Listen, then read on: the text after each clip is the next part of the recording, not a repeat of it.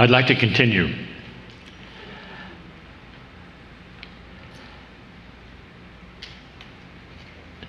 I want to give honor to the indigenous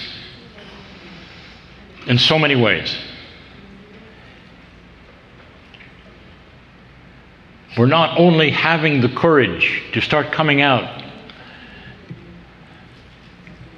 but showing us some of their ways. There has been fear for so long that modern society would somehow take that which was sacred and ruin it. And what is happening in this shift is different. For now, they're seeing that many are coming to them, the earth keepers, and are saying, show us what we need to know.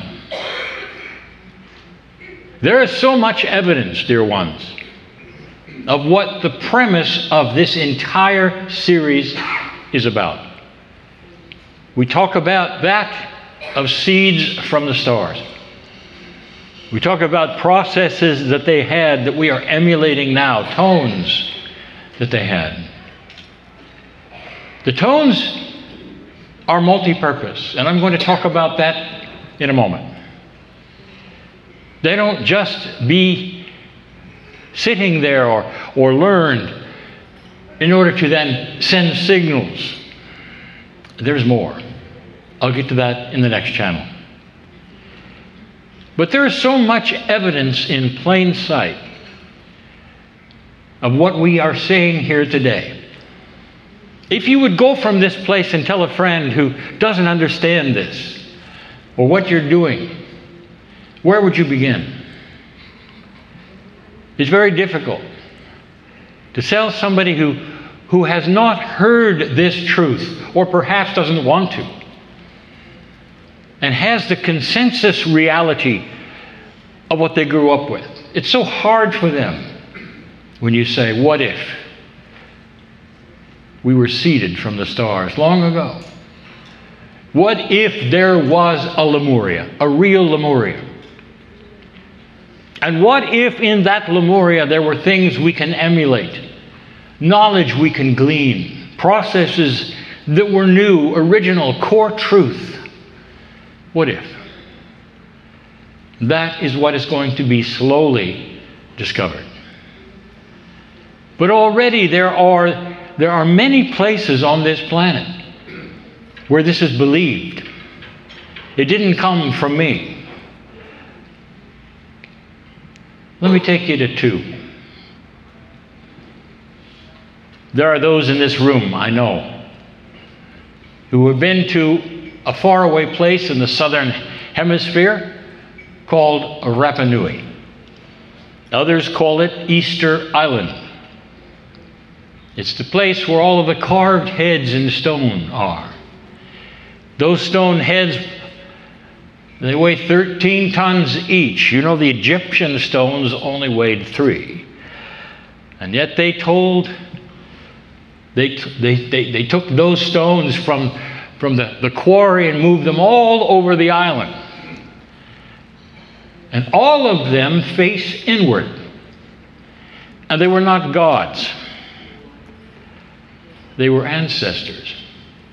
Every stone represented an ancestor looking over the island, and they carved them as family members to help them, except for 7.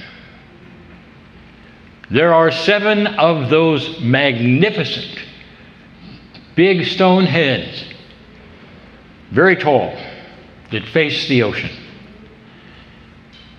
And when you go to Rapa Nui and you ask the indigenous, what are those 7 and why do they face the ocean?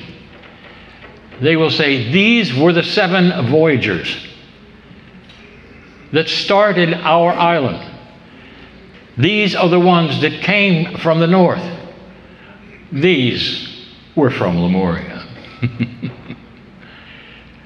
The very story that we have given you about the ones who went from Lemuria in the canoes and went south is then echoed by the indigenous in its not mythology, where they built the stones where they landed and they talk about a story involved and why they came and why they went back and what they brought from Lemuria, right where we said Lemuria was. But the most enchanting and long-lived one, the story that is still there today for you to see, is right at the heart of Australia. The red center, they call it, Ayers Rock, some call it. There's a tribe called the Ananu. And they reflect a belief all over the Aborigine tribes of Australia. Lately, in the last decade, DNA has confirmed, absolutely confirmed, that these indigenous of that great land have been there, looking like they do now, living like they do now, believing what they do now, for 60,000 years. That flies in the face of all sociology, who will tell you when civilization began. And they'll give you the rules of what creates a civilization, and among them are written languages and religion. They didn't have to have either to have a civilization with core truth.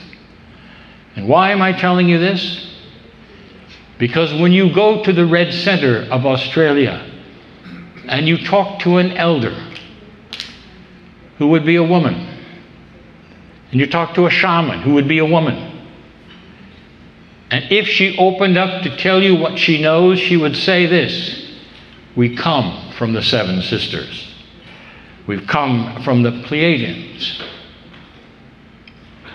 There's even a cave there where you can see the depiction of the landings that they say happened. And then they go on to say, and the Star Mothers are still here. And they refer to those whose names you cannot pronounce, the Star Mothers, in sacred areas you're not supposed to go to, that the women are in charge of.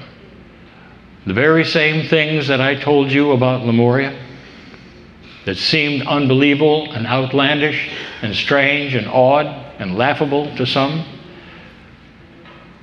are echoed in all of their beliefs and have been around for thousands and thousands of years. Dear ones, we are just now reiterating and rediscovering what has always been a truth. This is not the New Age story. This is Earth story. I'll be back.